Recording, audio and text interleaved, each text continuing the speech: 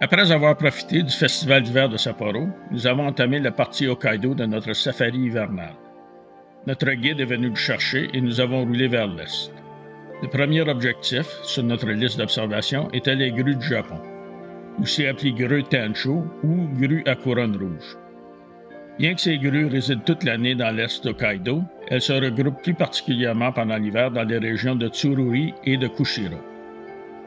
Nous avions prévu de nous arrêter à Obihiro, en route vers Kushiro, pour séjourner dans un magnifique onsen et participer à une activité de rafting le lendemain matin. Mais la semaine précédant notre arrivée, la région avait été frappée par une importante tempête de neige déposant près de 125 cm, ou 4 pieds de neige, en seulement 12 heures. Notre arrivée matinale fut donc annulée, le quai étant inaccessible.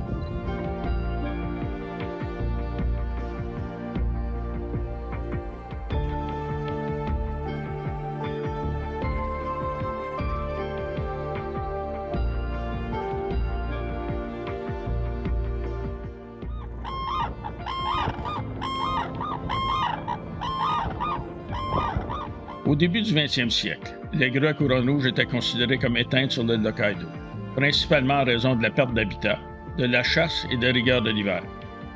Cependant, en 1924, une vingtaine d'individus furent découverts dans le marais de Kushiro. Un effort concerté fut entrepris pour préserver et restaurer l'espèce.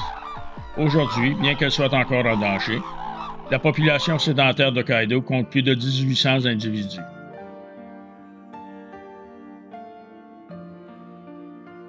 Le mot Tsurui signifie littéralement « là où vivent les grues ». Depuis notre hébergement à Tsurui, nous avons circulé à travers 3 sanctuaires où les grues sont nourries durant l'hiver. Nous avons passé beaucoup de temps à observer ces oiseaux gracieux et élégants, souvent récompensés par le spectacle de leur parade nuptiale.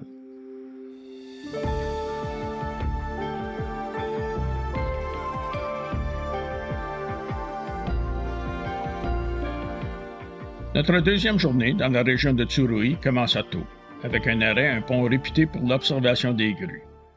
Ce n'était pas exactement ce à quoi je m'attendais. Le pont Ottawa, situé à seulement 5 minutes en voiture de notre chalet, était déjà bondé de photographes lorsque nous sommes arrivés à 6 heures du matin. Le mercure indiquait moins 20 Celsius. J'ai eu de la difficulté à trouver un emplacement pour installer mon trépied. En plus, les grues étaient très éloignées ce matin-là.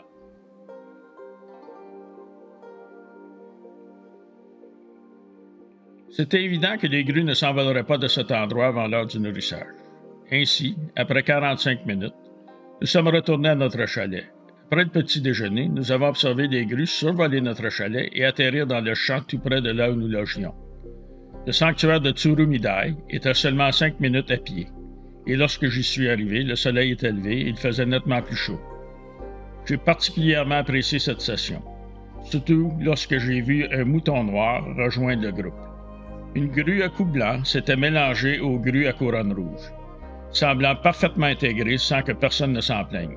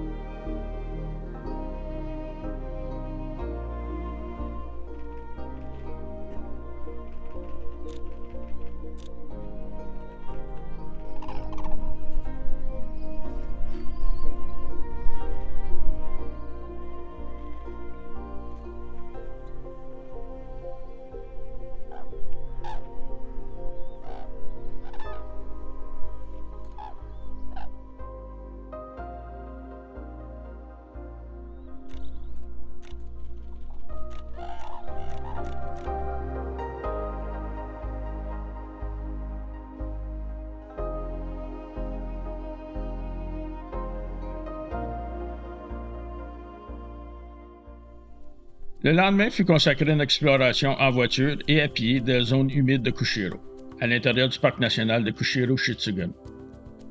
Depuis l'observatoire, nous avions une très belle vue sur le marais. Avec des jumelles, on pouvait apercevoir des cerfs un peu partout dans le marais, certains même à courte distance. Nous avons conclu la journée par une visite au Centre international des grues d'Akan avant de nous enregistrer à notre hôtel à Kushiro.